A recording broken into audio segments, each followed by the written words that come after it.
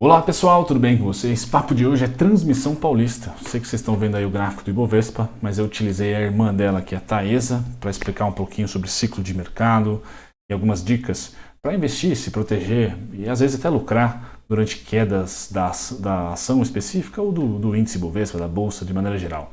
E eu não vou fazer diferente nesse vídeo aqui da transmissão paulista, tá? Então se você já assistiu o vídeo da Taesa, corra para a parte técnica aí do vídeo da transmissão paulista. Esse será um vídeo onde eu vou contemplar o Ibovespa, ciclo de mercado, inflação e depois transmissão paulista. Certo, pessoal? Então não vai ter dividendos, preço teto, fundamentos. Nesse papo aqui vai ser muito mais alocação de recursos, como alocar, né? E o que esperar para o curto prazo. Então vamos lá, pessoal. Esse gráfico eu tenho compartilhado com vocês muito, tá? Mas o início dos vídeos da semana vai ser dizer, pessoal, eu comecei a investir aqui, em 2011, tá? Eu comecei a reinvestir para a Previdência aqui, em 2021. Então, se tem alguém pé frio, pessoal, para começar a carteira de Previdência, sou eu, tá? Comecei a minha primeira aqui em 2011, tá? E aí depois desisti por volta de 2015, 16, tá? Com a desilusão ali, 2015, 16. Tá? E aí até me forçou, por causa do fracasso, principalmente com Petro e Vale, né? A estudar bastante também análise comportamental, e aí depois análise comportamental, macroeconomia e análise técnica é quase que uma consequência, porque fala muito sobre comportamento. Os eventos são diversos, mas os comportamentos eles tendem a se repetir ou pelo menos a serem parecidos, né? Bom, comecei de volta aqui, pessoal. Então o ciclo de mercado de baixa, eu comentava com vocês ano passado, a partir de julho, né, a partir do Roberto Campos e sua política monetária, ele se concretizou pelo menos por 1 ano e meio. Então, né, águas passadas, engenheiro de obra pronta aqui, não vou me namorar muito, mas nós estamos, né, repetindo ali mais ou menos um ciclo de arrefecimento de preço de commodities, de arrefecimento de crescimento logo no mundo, tá? E de uma, vamos dizer assim, uma ressaca de política fiscal muito expansionista, agora vem política monetária contracionista. Então, é natural, pessoal, a gente ter pelo menos mais um semestre dessa manutenção de queda. Tá?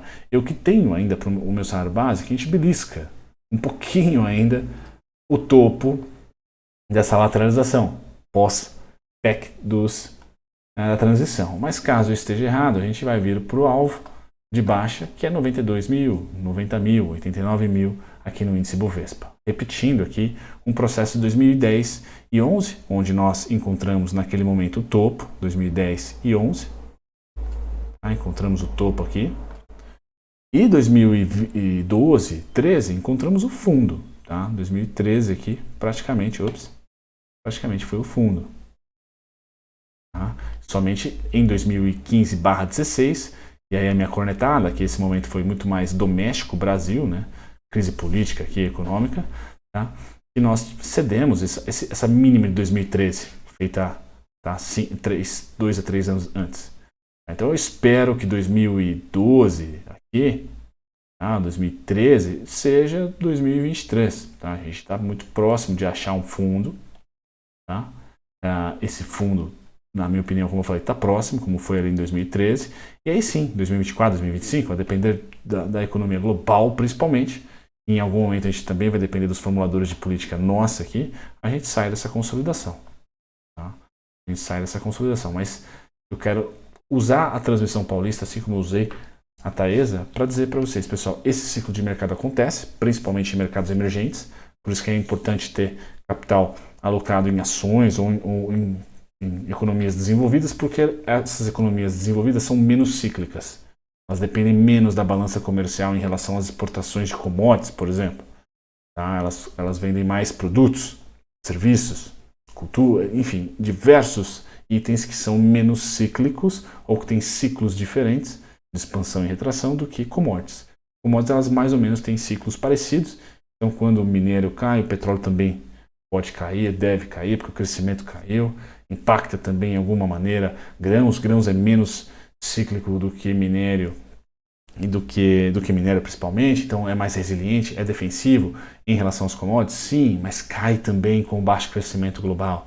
Tá? Então, assim, commodities é meio que um monobloco, com alguns nuances românticos a depender da commodity, mas de certa maneira, pessoal, a gente deve ter um esfriamento aí do globo em 2023, até porque toda a política monetária está indo nessa direção para conter a inflação. Inflação que é papo principal, tá, do nosso tema.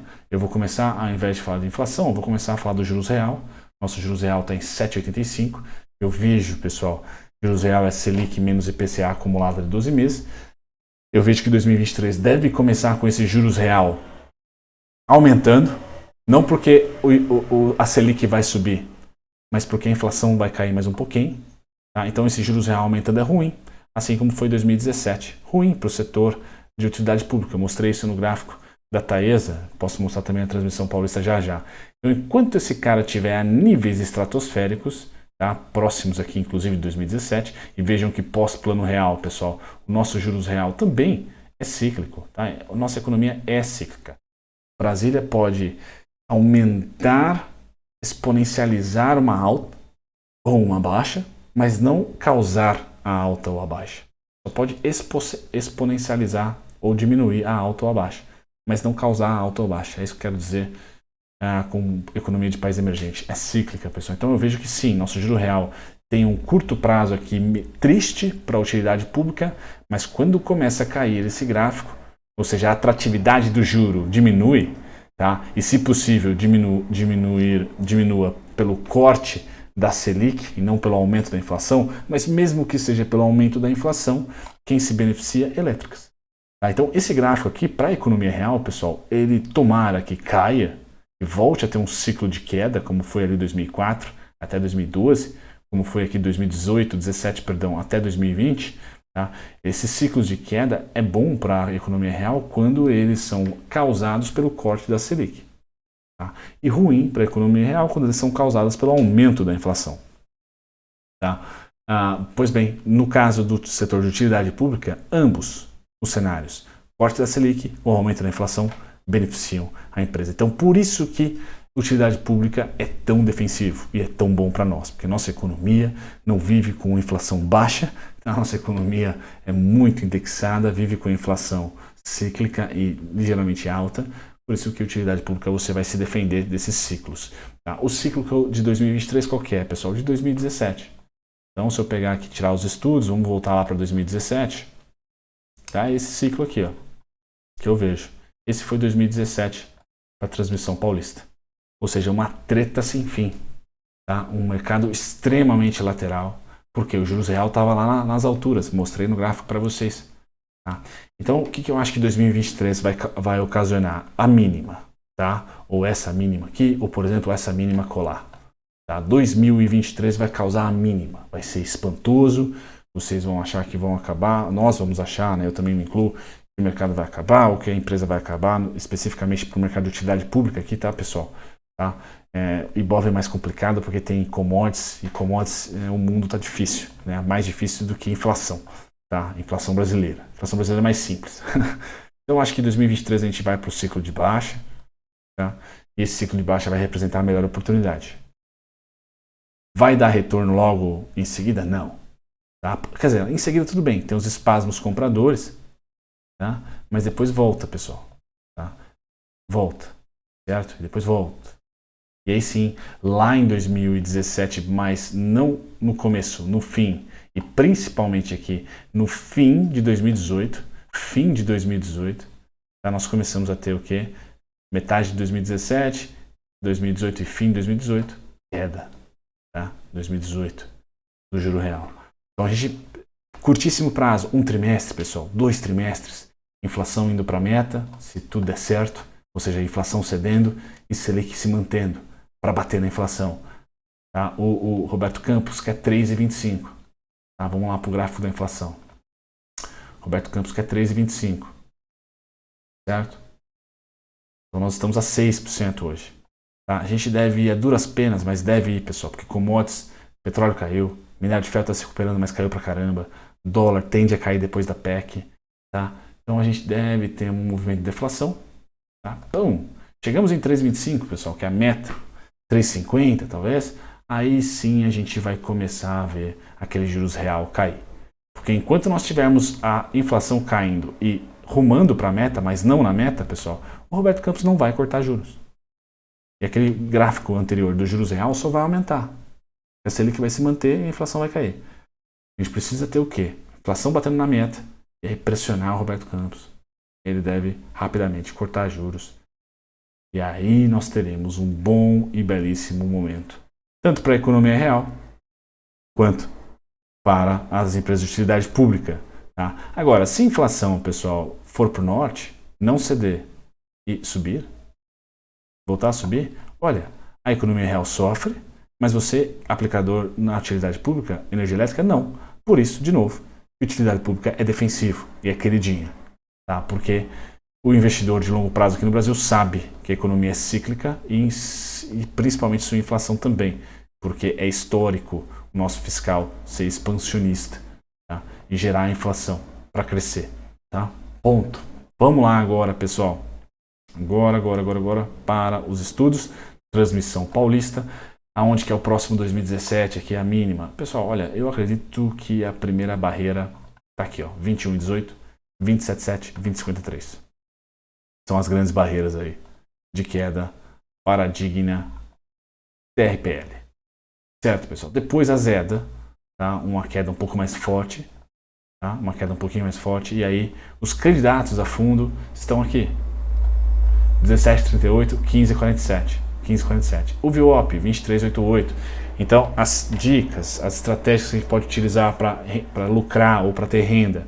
Vender call, coberta, pelo amor, acima dos 23,88, acima dos 23,56, já é interessante para mim.